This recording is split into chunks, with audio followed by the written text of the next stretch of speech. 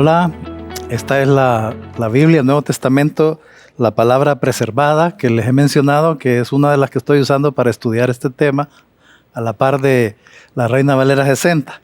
Le mencioné que esta es la versión que un hermano de nuestra iglesia estuvo trabajando varios años en la traducción, y es Eduardo Flores, uno de nuestros diáconos, así que los animo, muy buena versión.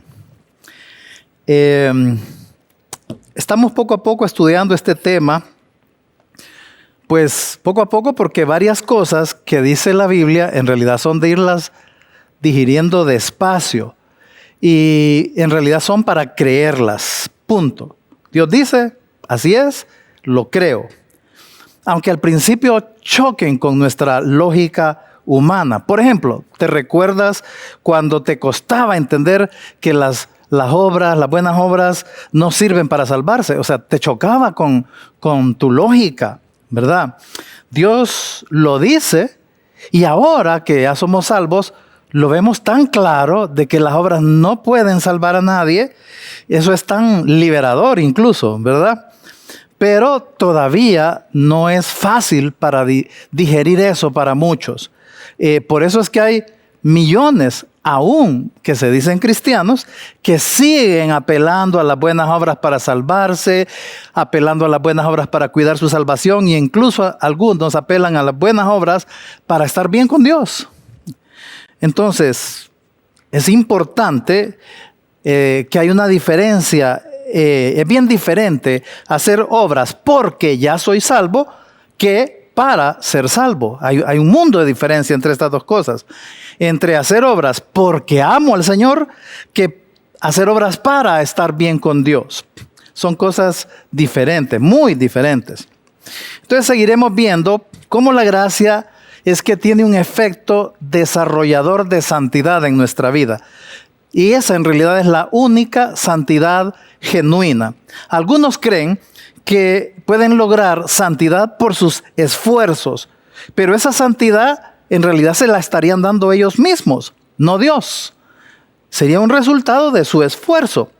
Por eso es que necesitamos reforzar hoy que eso choca contra nuestra lógica. Eso que choca contra nuestra lógica y que nos va a ayudar mucho es algo que hemos estado mencionando, especialmente la semana pasada, y es: estamos muertos al pecado, pues estamos en Cristo. Eso, ¿cómo es eso de que estamos muertos al pecado? Choca con la lógica. El viejo yo, que dice la Biblia que ya murió, y el nuevo yo, que es con quien el Espíritu Santo trata, ese es el nuevo nacimiento.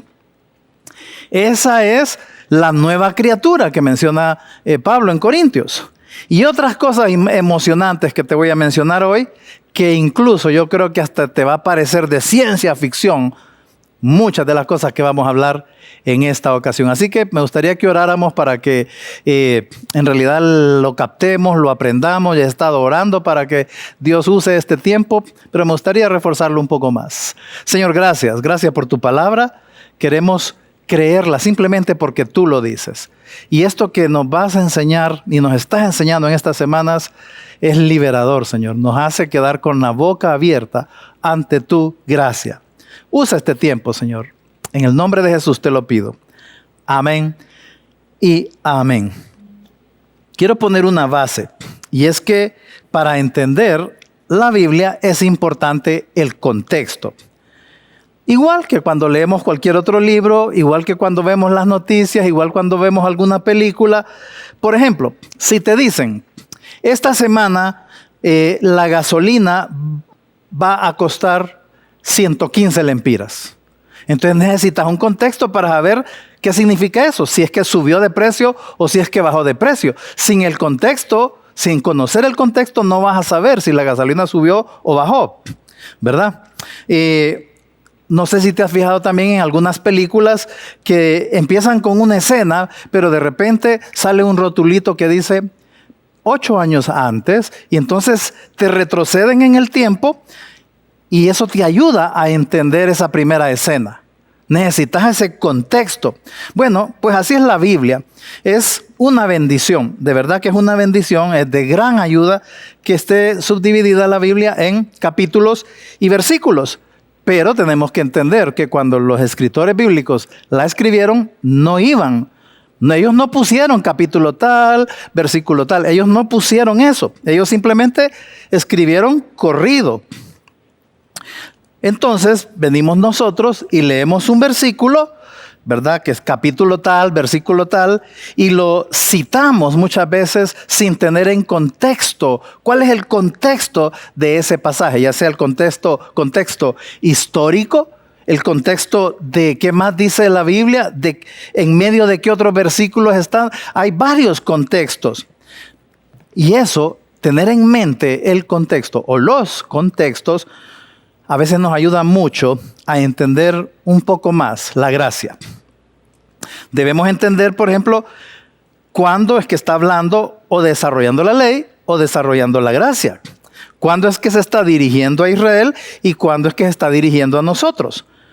Ya dijimos, lo creemos, toda la Biblia es inspirada por Dios. Desde Génesis hasta Apocalipsis, todo es inspirado por Dios.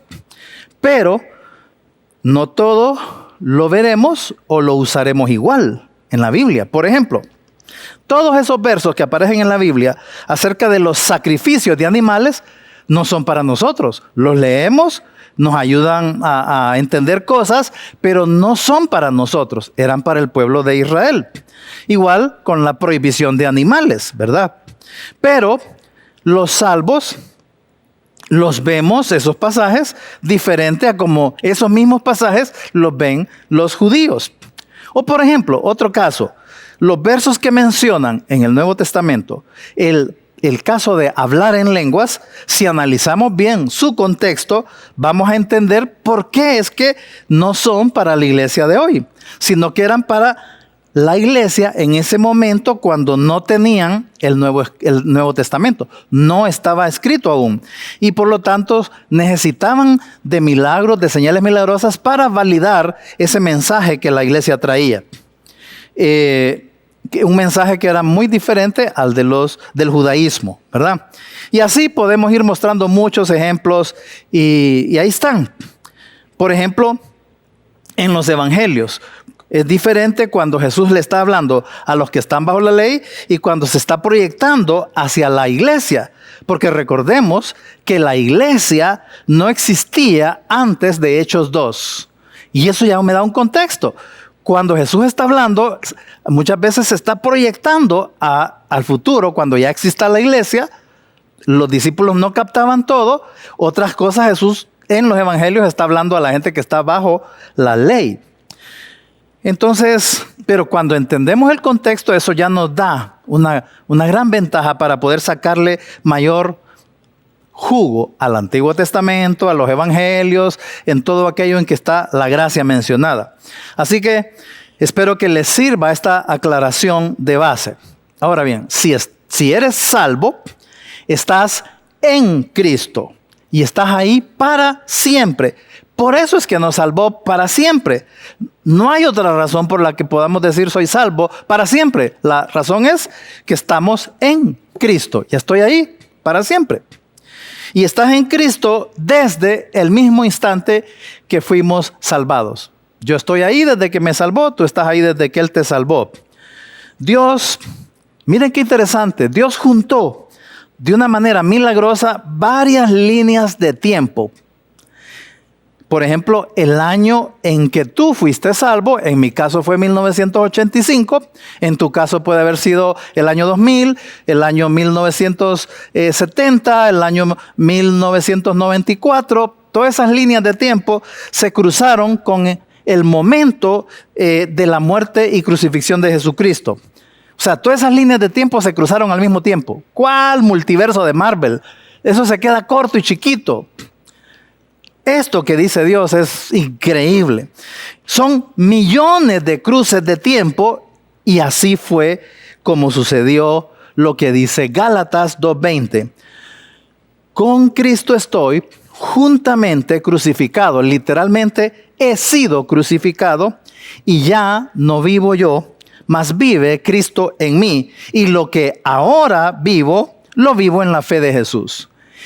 Ese verso es real para cada uno de nosotros. Estoy juntamente crucificado con Cristo.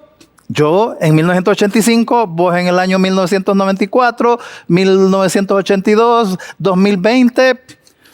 Líneas de tiempo increíble, ¿verdad? Entonces, a mí en 1985 fue que me hizo nacer, me dio un nuevo yo desde ese día, que es prácticamente Cristo en mí. Hoy vamos a ver cosas asombrosas. Dios, en realidad solo Dios las pudo hacer. Pero empecemos con la pregunta. Bueno, si yo estoy muerto al pecado, estoy muerto con Cristo, ¿por qué aún peco? Y ese es el tema de hoy. ¿Por qué aún peco si es realidad todo eso que dice ahí? Y como les dije, no es raro que muchas veces nos quedamos con la mitad de la información. Por ejemplo, ¿has oído la frase? La hemos dicho todos. Somos pecadores perdonados. ¿Verdad que la hemos dicho? Es una frase que nos sirve de alivio ante el hecho, ante la realidad de que aún pecamos. Pero el problema de esa frase es que da la impresión, por lo menos para algunos, da la impresión de que somos pecadores, somos defectuosos, que se supone que debemos de vivir diferente, que debemos de vivir rectamente y que tenemos que vivir luchando por la santidad progresiva hasta que nos muramos o hasta que sea el rapto. Eres malo, pero debes vivir como bueno. Esa es la implicación de esa frase. Somos pecadores, pero perdonados. Te diré algo que te dice la gracia de Dios. Eres mucho más que un pecador perdonado. Aquí dice que eres santo. Santo. ¿Ves cómo caemos en contradicciones a veces cuando decimos es que somos pecadores perdonados? Sin embargo, otras veces decimos que somos santos. Te quiero mostrar dos saludos de Pablo. 1 Corintios 1:2 dice, Pablo, así empieza su carta, Pablo, a la iglesia de Dios en Corinto, a los santificados en Cristo Jesús. Está hablando en pasado. A los santificados. 2 Corintios 1:1, la siguiente carta le vuelve a saludar Pablo a la iglesia de Dios en Corinto con todos los santos que están en toda Acaya. Todos los santos. Ustedes y yo sabemos que la iglesia de Corinto era una iglesia terrible. Terrible. Sin embargo, Pablo los saluda como a pecadores perdonados. ¿Así los saluda? No, él no los saluda como a pecadores perdonados. Él no los saluda como personas que están en una santidad progresiva. No, Pablo los saluda como a santos ya santificados en Cristo Jesús. Y ahí está esa palabrita increíble, en. Eso eran los de Corinto, santificados, santos. Yo sé, también lo mencionamos, que en teología se habla de santidad posicional y santidad progresiva. Son términos humanos, no es que aparecen en la Biblia. Son términos humanos que nos tratan de ayudar a entender todas estas cosas. El problema es que no explican bien del todo. Por ejemplo, Pablo les dice santos a todos ellos y no como que fuera algo solamente posicional. Les dice santos y por eso les dice que se comporten como lo que son santos. Compórtense como santos porque ustedes son santos, les está diciendo. El concepto de santidad progresiva a veces nos transmite la idea de que somos pecadores con santidad posicional y que poco a poco se nos va a ir quitando lo pecador. Y hasta da la impresión de que eso de la santidad posicional no vale tanto como la santidad progresiva. Al punto que es por medio del concepto de santidad progresiva que algunos dicen, no, yo creo que no es salvo, de repente sí. No le dan valor a la santidad posicional. Entonces, no es así. No es que somos pecadores con una posición de santidad, santidad posicional, pero que somos pecadores que se nos va a ir quitando lo de pecadores. No. No somos pecadores que se van santificando. Somos santos que a veces pecamos y que nos vamos desarrollando en la gracia. Es como un bebé. Miren esta foto de un bebé en el vientre de su mamá. Pienso en mi caso. Yo era Tavo Cepeda, cuando tenía 7 días de haber sido, de que el óvulo de mi mamá fue fecundado por mi papá. Cuando yo tenía 7 días, soy el mismo Tavo de ese momento, solo que ahora más desarrollado, más grande. Yo no soy más Tavo ahora de lo que yo era en el vientre de mi mamá a los 2 minutos de la fecundación, a los 10 segundos de la fecundación, al segundo de la fecundación. Esa es una razón más para que seamos antiaborto, ¿ok? Yo no soy más Tavo hoy que cuando estaba en el vientre de mi mamá. Y es igual. Así que cuando pecamos, la Biblia lo explica. El problema no es mi yo real. Mi viejo yo ya murió, crucificado juntamente con Cristo. Hoy soy el nuevo yo y estoy vivo para Dios. Pero, ¿qué pasa ahí? Lo que sucede es que luchamos con algo que la Biblia llama carne. ¿Qué es la carne? ¿Verdad que todos usamos la carne, aquel anda carnal, y simplemente no nos hemos puesto a pensar qué es la carne? Es algo que está en ti, pero que no eres tú. Tu real yo es tu nuevo yo. La carne es el oponente de tu nuevo yo. Tu carne son esas viejas maneras de pensar y de actuar que tu nuevo corazón detesta. La carne no eres tú. Simplemente recuerda esto. 2 Corintios 5:17. De modo que si alguno está en Cristo, si alguno es salvo, nueva criatura es. En presente perpetuo. Es. Las cosas viejas pasaron. He aquí, todas son hechas nuevas. Hay otra ilustración que creo que la has oído, todos la hemos escuchado o usado. Y es como que todos nosotros tenemos 2 perros, uno que es negro y otro que es blanco. Y que el que más alimentamos ese es el que gana. ¿Verdad que así te han explicado muchas veces el asunto de nuestra vida cristiana? Pero el asunto es que aquí no dice nada de eso. El viejo yo ya está crucificado.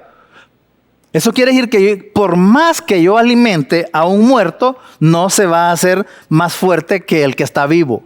¿Verdad que no? Entonces ya te voy a explicar, pero así que no estamos entre alimento a mi viejo hombre o alimento a mi nuevo hombre. Entonces al que más alimente ese va a sobresalir en mi vida cristiana. No es así. Ya voy a aclarar eso. La carne es una forma de pensar que ustedes y yo desarrollamos antes de ser salvos, pero aún está disponible para nosotros. Entonces, cuando somos salvos, caemos a veces en esas formas de pensar y de actuar y nos frustra, nos sentimos mal, nos decepciona. Y ese es el propósito de tu carne, venir y traerte pensamientos y moverte acciones para que el resultado sea sentirse frustrado. Pero también la carne, esa manera de pensar, tratan de que te hagas adicto a esa manera de pensar. El asunto es que con la gracia nos enseña, aprendemos que podemos rechazar esos pensamientos que la carne quiere poner en nuestra cabeza.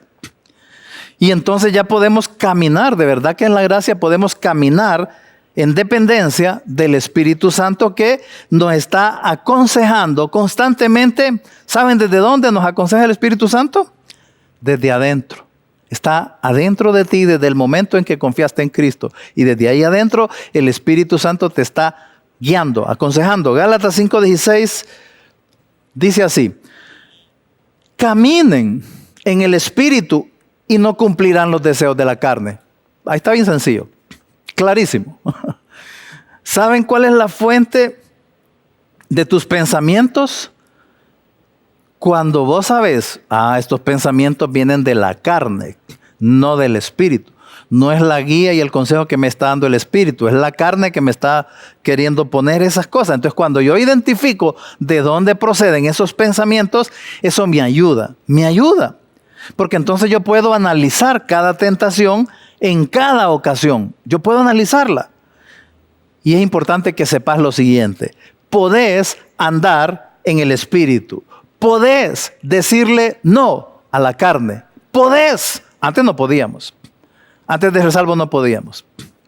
Entonces la carne va a tratar de darte una identidad basada en valores del mundo o basada en cosas que no vienen de Dios.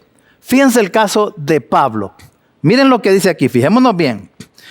Filipenses capítulo 3, versos 4 y 5. Si alguno, le está diciendo Pablo a los de Filip, si alguno piensa que tiene de qué confiar en la carne, yo más. Confiar en la carne. Pues yo tengo más base, tengo más razones. Y entonces empieza a sacar su currículum. Yo fui circuncidado al 8º día, yo soy del linaje de Israel, soy de la tribu de Benjamín, soy hebreo de hebreos, en cuanto a la ley fariseo, y siguió dando su currículum. Él sacó su identidad. ¿Cuál era su identidad antes de ser salvo? Esa era la identidad que la carne le daba. Y a veces nosotros caemos en eso, que la carne nos esté dando cuál es nuestra identidad. Y te dice, vos sos mentiroso, vos sos inteligente, vos no servís para nada, vos sos basura, vos sos un homosexual, vos sos rebelde. Vos sos el mejor de tu clase o el más guapo del grupo, etc. Te dice un montón de cosas que quieren darte identidad. Pero viene Pablo y dice, pero cuando ya fue salvo, él cambió de identidad. Y entonces ya no le daba ningún valor a lo que su carne le decía, sino a lo que Cristo le decía acerca de él. Entonces el valor de Pablo estaba en Cristo. Y ahí está tu valor también. Y ahí está nuestra identidad. En Cristo. En Cristo. Eso es lo que me da identidad. Mi nueva identidad. Pero ¿se fijaron en algo? Pablo mencionó cosas positivas. Sacó, esto es lo que soy en la carne. Y sacó un montón de cosas positivas. De su carne. Gálatas 5:19, más adelante, Pablo describe la cara fea y mala de la carne, que los frutos de la carne son inmoralidad, sexo, esto, lo otro, de aquí, de allá, sacó todo, ¿verdad? Rencores, enojos, pleitos, disensiones, etc. Saca toda la cara mala y fea de la carne. Pero Pablo sacó también una cara buena, bonita de su carne. Así que tu carne te podría engañar en cuanto a tu manera de ser buen cristiano. Ojo con eso. La carne es bien sutil.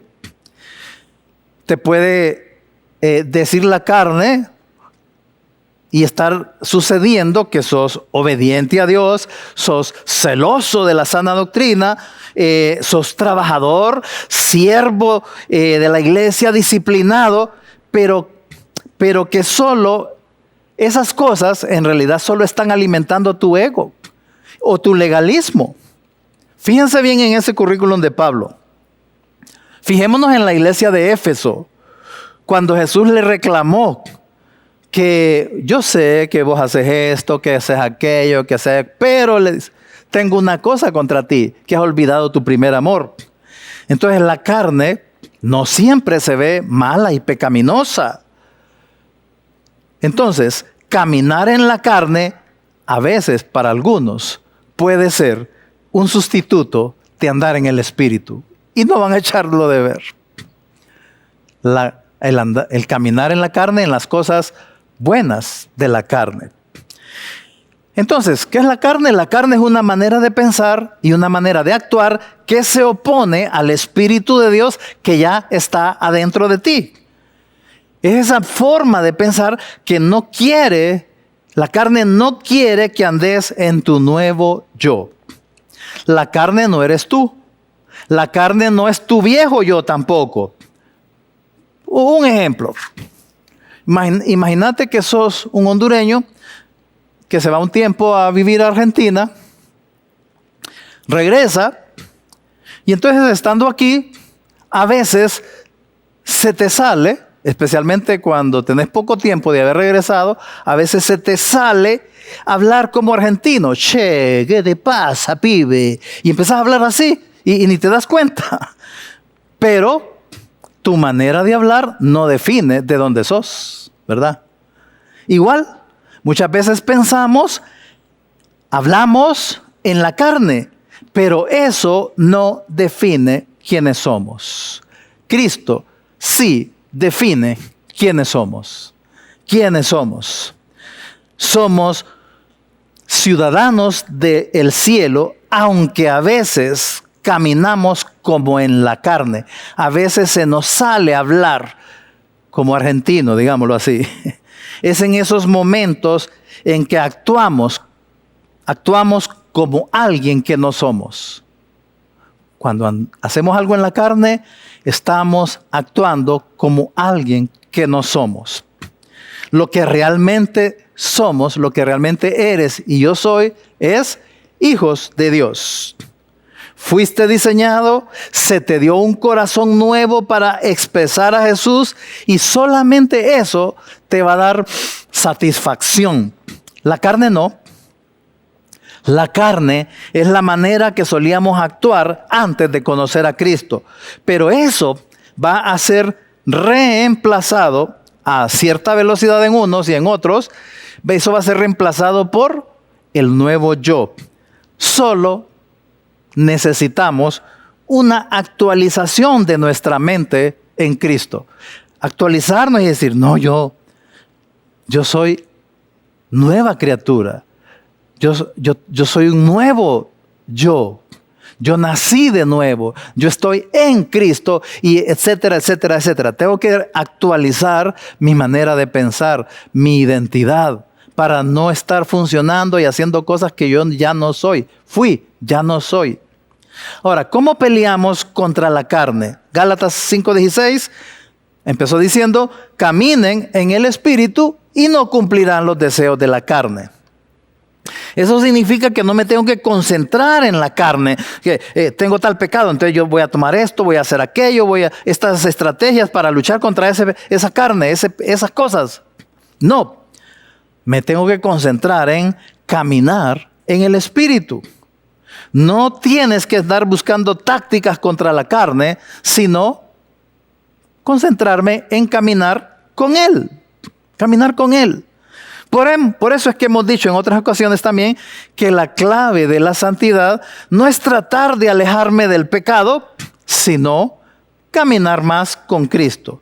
¿Por qué? Porque siempre Él nos llevará en la dirección contraria a la carne. La carne está allá, yo camino con Cristo y Él siempre me va a llevar para allá, no hacia allá. El verso ahí de Gálatas 5:16 termina diciendo, caminen en el Espíritu y no cumplirán los deseos de la carne, porque la carne desea lo que es contrario al Espíritu y el Espíritu lo que es contrario a la carne. Y estos dos se oponen entre sí.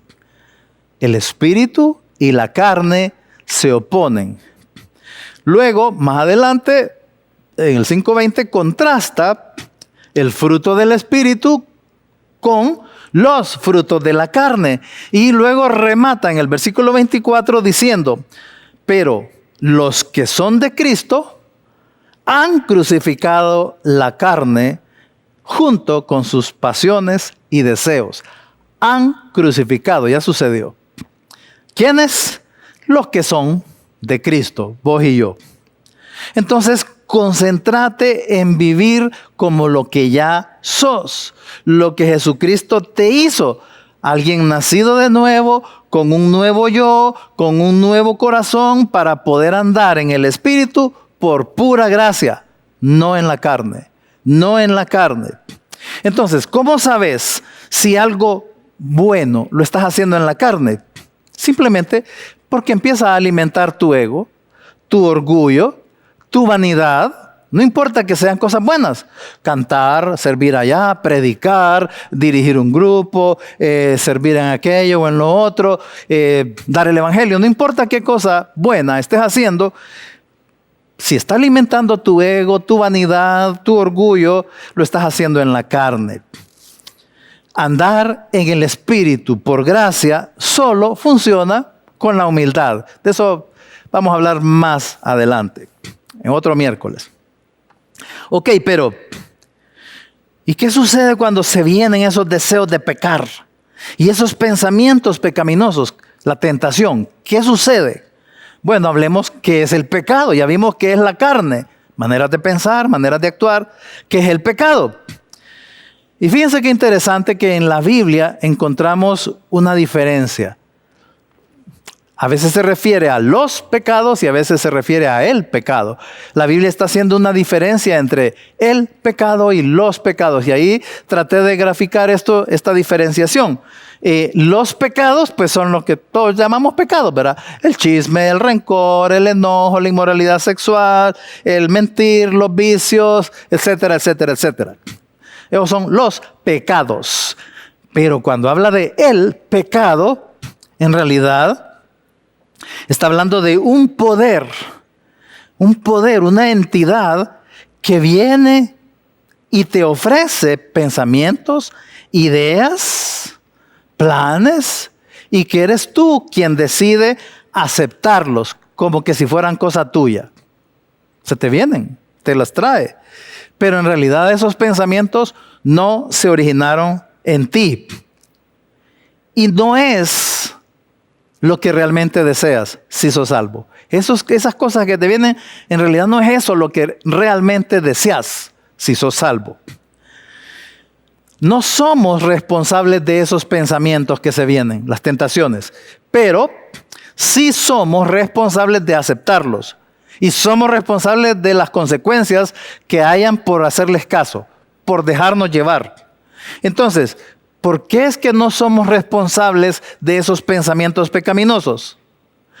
Simple y sencillamente porque tu nueva identidad es Cristo. Tú tienes una nueva naturaleza espiritual, tú tienes un nuevo corazón y el pecado no se puede originar allí. No se puede. Y quiero que te asustes con este verso. Primera de Juan 3:9. Fíjense bien. Todo aquel que es nacido de Dios no practica el pecado, porque la simiente de Dios permanece en él y no puede pecar porque es nacido de Dios. Este es otro de esos versos que cuando los lees, hay muchos que se incomodan. Otros usan estos versos como para ponerse a juzgar que si aquel es salvo o no es salvo. Usan estos versos. ¿Por qué? Porque se concentran en una palabra ahí, la palabra practica, no practica. Pero cuando se concentran en la palabra practicar, en realidad se quedan en la mitad del camino, porque en realidad lo fuerte que está diciendo ese pasaje es que todo el que es nacido de Dios se está refiriendo a todo aquel que es nacido de nuevo, que ya es salvo, y cuando menciona la simiente de Dios, se refiere a la nueva vida que Él nos dio. Sus genes, los cuales permanecen para siempre en nosotros, dice ahí. Permanece en Él para siempre. Entonces ahí nos dice que no dice que nosotros hacemos que la simiente de Dios permanezca en nosotros. No es que yo me pongo a hacer esto, me comporto de esta manera, evito aquello para que la simiente de Dios permanezca en mí. Ahí no dice eso. Ahí simplemente dice que los que hemos nacido de nuevo, los que nacimos de Dios, tenemos esa simiente. La tenemos, ¿verdad? Entonces, simplemente es un hecho. Por eso es que no puede pecar. Porque esa persona salva, ustedes y yo, tenemos la simiente de Dios permanentemente. Es decir, lo que está diciendo en realidad ese verso es que nuestro nuevo yo, que es Cristo en mí, no puede pecar. Es obvio, no puede pecar. Eso es algo nacido directamente de Dios, es santo. Eso es lo que es santo. Por eso soy santo, por mi nueva identidad, por mi nuevo yo. El viejo yo ya no tiene nada que ver en mi realidad con Dios. Todo el Nuevo Testamento nunca se refiere a los salvos como pecadores. Todo el tiempo se refiere a los salvos como santos. Porque eso es lo que somos. Y si Dios lo dice, pues así es. El pecado entonces viene y nos ofrece sus pensamientos, y si los aceptamos, pecamos. Nos convertimos en santos que a veces pecan. Pero esa es la razón por la que nos sentimos mal de pecar. Cuando pecamos, qué mal nos sentimos. Y entre más hemos crecido en la gracia, en conocer más y más de Dios, más sensibles somos, ya no pensar en el pecado como los pecados, como las cosas grandes y grotescas, inmoralidad sexual, vicios, matar, robar, sino cosas más sutiles como la envidia, los celos, el rencor, el enojo, la vanidad, la avaricia, otras cosas ahí. Pero, ¿cómo es eso entonces que pecamos y al mismo tiempo no podemos pecar? ¿Cómo es eso? ¿Cómo queda eso? Choca con la lógica humana, ¿verdad? Creo que una figura que nos puede ayudar en esto es la palabra parásito. La figura de un parásito. Un parásito es algo que vive en nosotros, pero no es parte de nosotros. El ejemplo más claro hoy en día es el virus del COVID. El COVID es un parásito ahí adentro de nosotros, no es parte de nosotros, pero ahí está adentro de nosotros, en la persona que esté enferma. Miren, teniendo eso en mente, Génesis 4:7.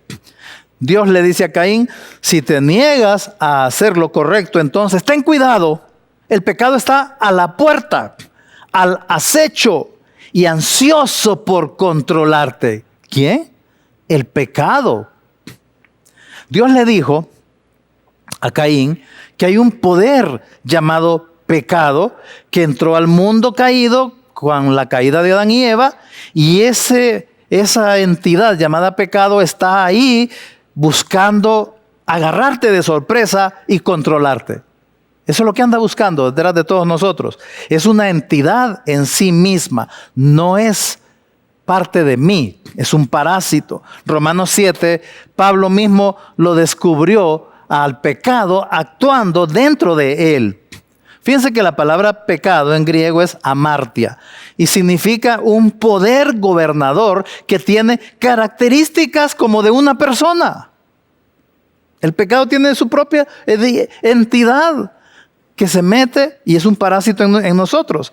Este parásito tiene su propia inteligencia, que ofrece pensamientos, que ofrece ideas, que ofrece planes, etcétera, etcétera.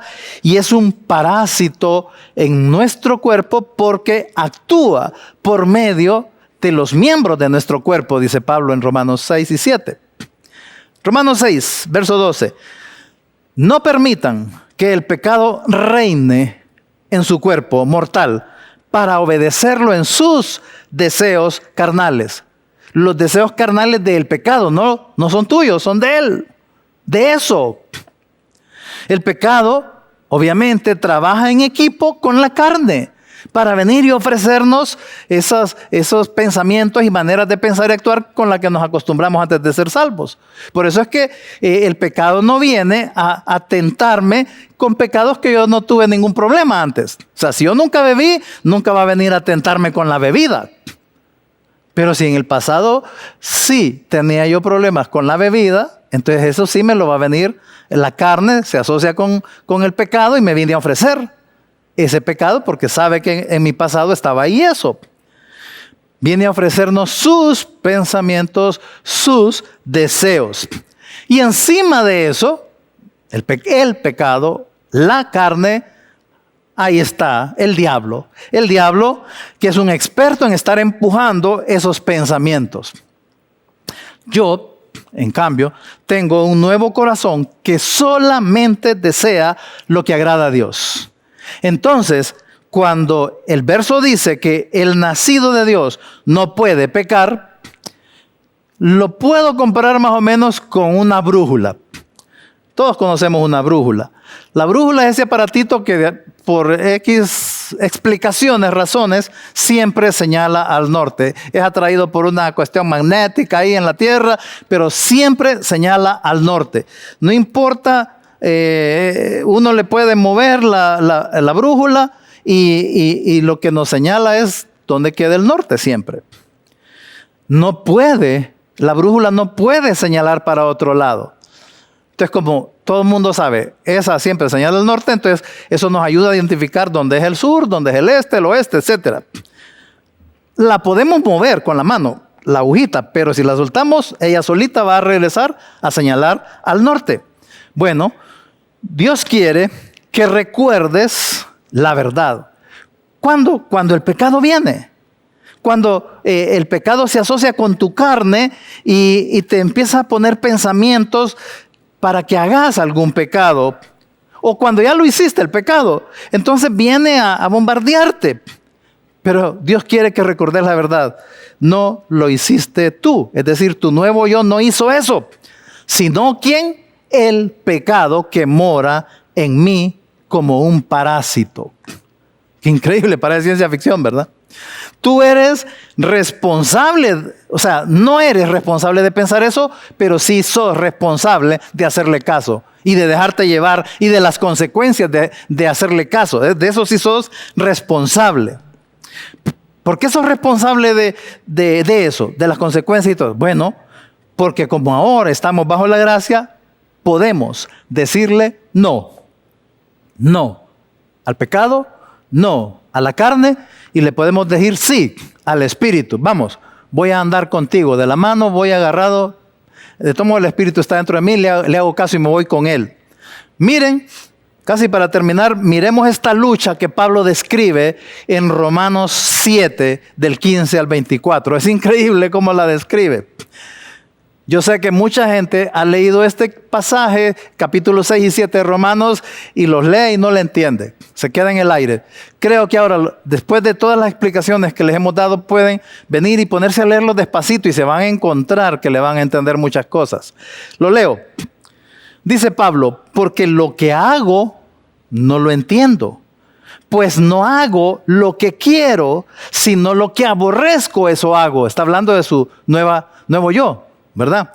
Y si lo que no quiero, eso hago, o sea, peca, apruebo que la ley es buena, porque me está diciendo la ley que esto es bueno y esto es malo. Y cuando la desobedezco, reconozco entonces que la ley tenía razón. De manera que ya no soy yo quien hace aquello, sino ¿quién? El pecado que mora en mí hizo eso. Y yo sé que en mí, esto es, en mi carne, no mora el bien. Porque querer el bien está en mí, pero no el hacerlo.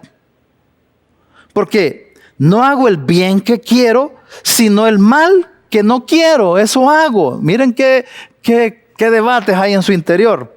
Y si hago lo que no quiero, ya no lo hago yo, sino el pecado que mora en mí. Lo vuelve a repetir. El pecado que mora en mí, ese parásito que está ahí adentro, que es una entidad propia, hace ese pecado usando mis miembros.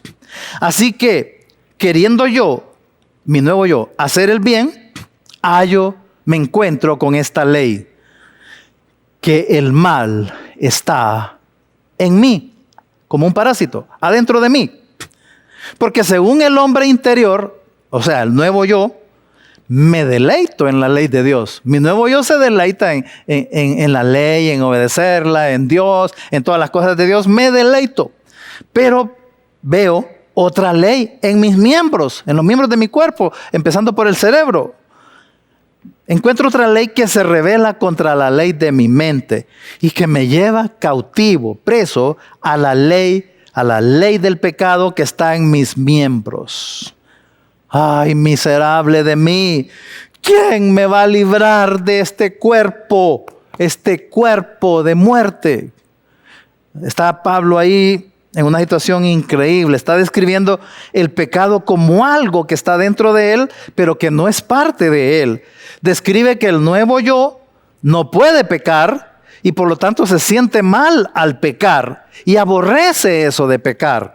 Pero ese nuevo yo sí se deleita en hacer todo lo que es de Dios.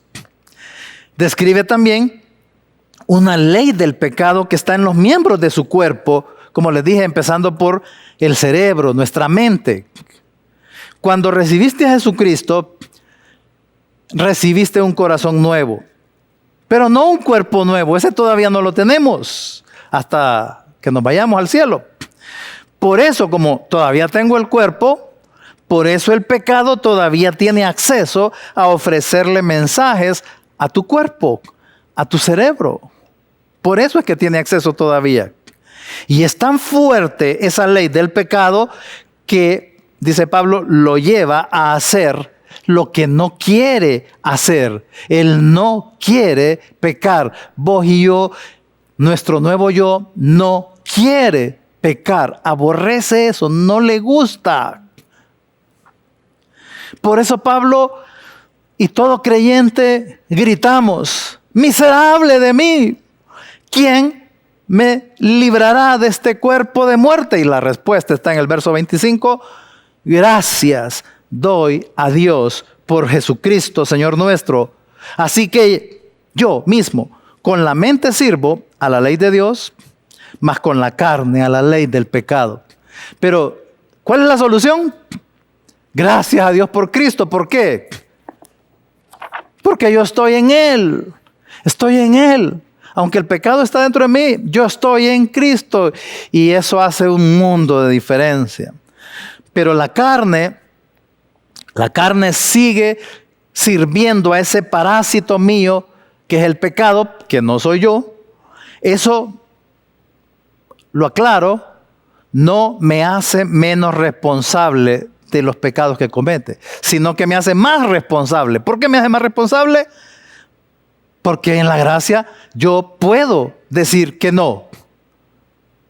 Y aquí no vale, no, es que no, ahí dice que yo no puedo contra el pecado y es que yo soy débil, es que yo no sé qué, es que yo no hay excusa.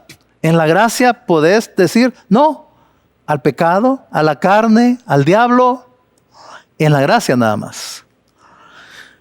Pero la carne se sirve de ese parásito llamado pecado.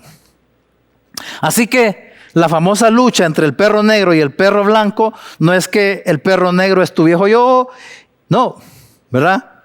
El perro negro es la carne, el pecado, y el perro blanco no es tu nuevo yo, es el Espíritu Santo. Por eso dice, el espíritu y la carne se oponen entre sí. No se trata entonces la vida cristiana de una lucha entre tú contra tu carne y tus pecados. No. La lucha es entre el espíritu y la carne. Pero no es que vos y yo estamos en medio de ese pleito. No.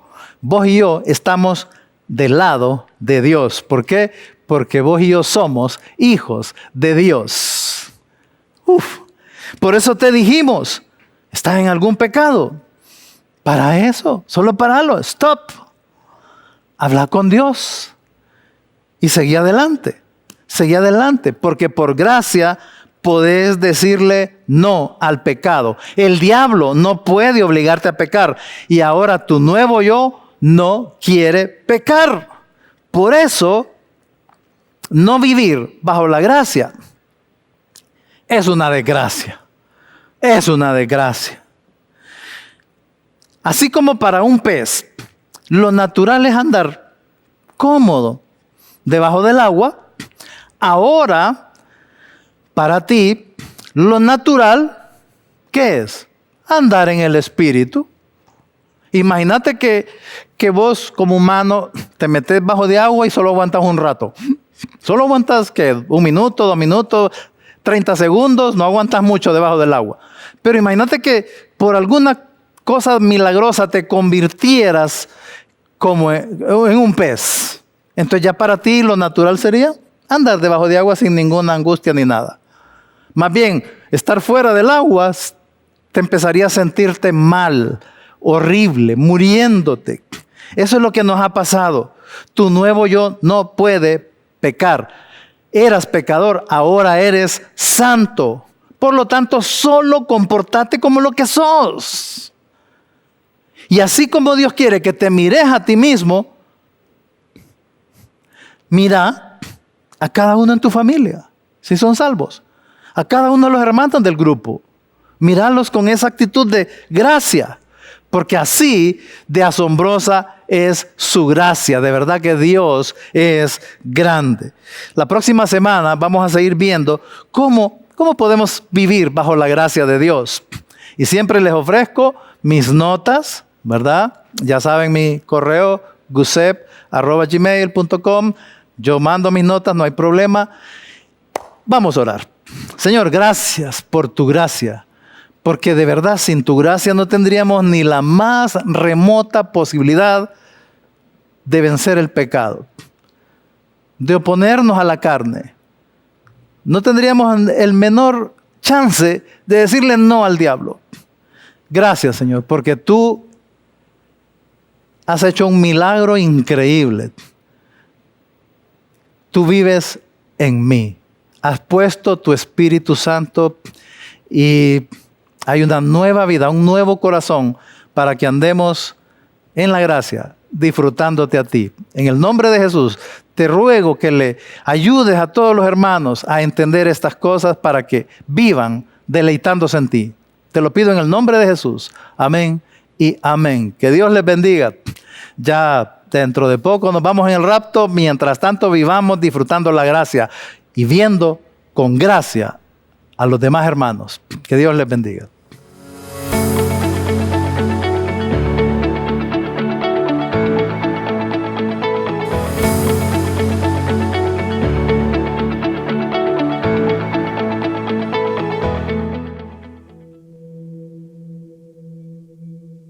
Te amo, Dios, oh, tu gracia nunca falla.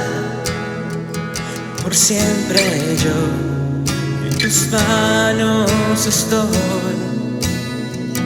Desde que abro mis ojos y al volver a dormir, yo cantaré de la bondad de Dios. Toda mi vida ha sido tan fiel. Toda mi vida ha sido bueno, Dios. Cada respirar que tengo, yo cantaré la bondad de Dios. Amo tu voz. Me has guiado por el fuego, en la oscuridad. Tú estás cerca de mí. Te conozco como padre, como amigo también. Y hoy yo vivo la bondad de Dios. Toda mi vida ha sido tan fiel. Toda mi vida ha sido bueno, Dios. Cada respirar que tengo, yo cantaré la bondad de Dios. Corren todas tus bondades, corren detrás de mí. Corren todas tus bondades, corren detrás de mí. Con mi vida aquí yo rendido estoy, todo te entrego a ti.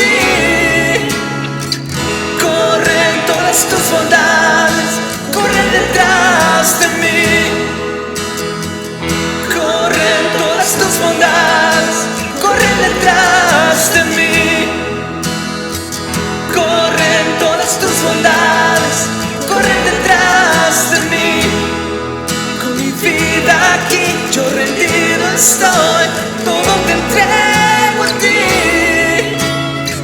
Corren todas tus bondades, corren detrás de mí.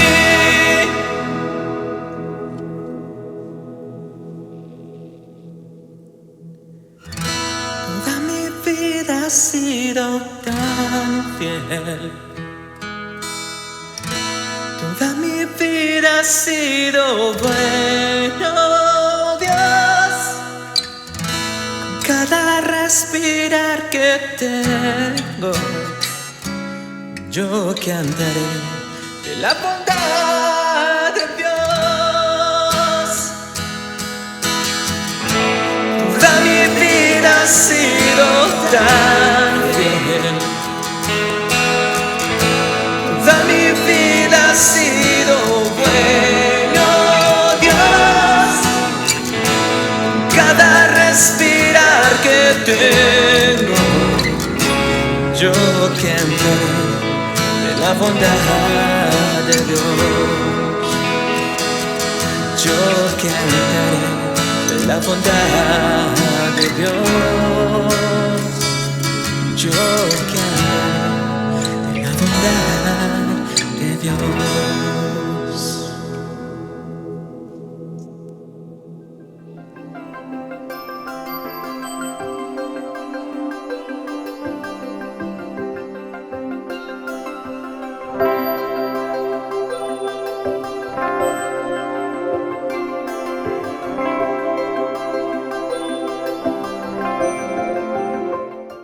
¿Qué tal? Queremos invitarlos a que todos los lunes a las 7 de la mañana, de 7 a 7 y media de la mañana, no se pierdan platicando con los pastores. Es un tiempo que hemos diseñado para platicar diferentes cosas. Yo sé que es una hora donde tal vez se están alistando para ir al trabajo, o están tomando su cafecito, o ya van en el carro, o no importa, o están recostados en su cama, no importa. Queremos invitarlos para que compartan con cada uno de los pastores cada lunes una plática sobre un tema específico. Y en esta ocasión vamos a darles de antemano de qué se va a hablar cada lunes. Cada pastor va a estar compartiendo un poco de una reflexión para que genere una ligera plática y nos sirva de ánimo para toda la semana o algo nuevo en lo que meditar y pensar. Así que los esperamos, no se lo vayan a perder todos los lunes a las 7 de la mañana, de 7 a 7 y 30 de la mañana, vía Zoom. El link es el mismo siempre, así que no tengan ningún problema. Si no lo tiene, usted lo puede conseguir por medio del líder de su grupo. Los esperamos. Que Dios les bendiga.